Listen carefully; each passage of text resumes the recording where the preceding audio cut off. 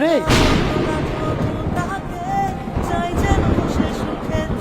কে উনি? ও হচ্ছে রুলারি। আচ্ছা ঠিক আছে, কথা বল, আমি আসতেছি। বাবু আস। কেমন আছো? ভালো। তুমি? হ্যাঁ, এই তো ভালো। তোমার কাছ থেকে শুনছিলাম তুমি নাকি ওই মেয়েটাকে বিয়ে করছিলা, তো সে কই?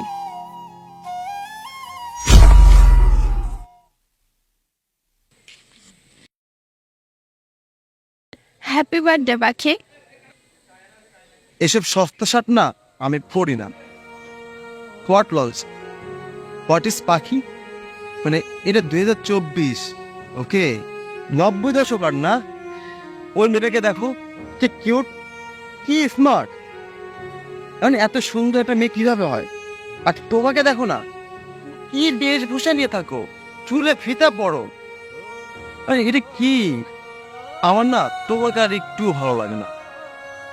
মানে আমি ফুল ক্রাশ খেয়ে যাই। বর্তমান যুগের মেয়েরা মানে এত সুন্দর কিভাবে হয়? আমার এরকম একটা মেয়ে লাগবে। অ্যান্ড ইভেন আমি এখনো ওরে যাই প্রপোজ করবো, আমি যেভাবে করে ম্যানেজ। তোমার আমার দরকার নাই, no need, please leave me alone. এইভাবে না বললেও পারতে।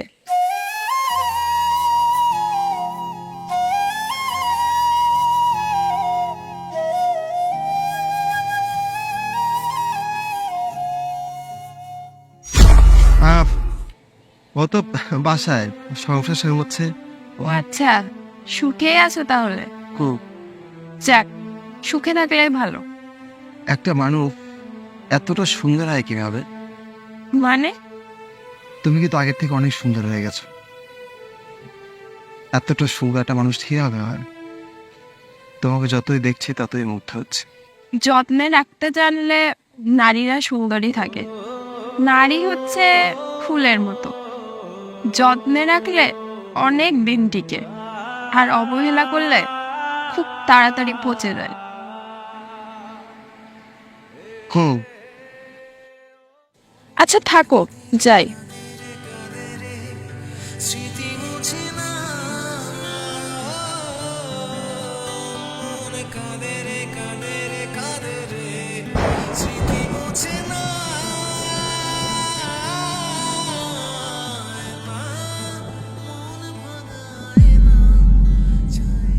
আমি ভালো নেই বাড়ি।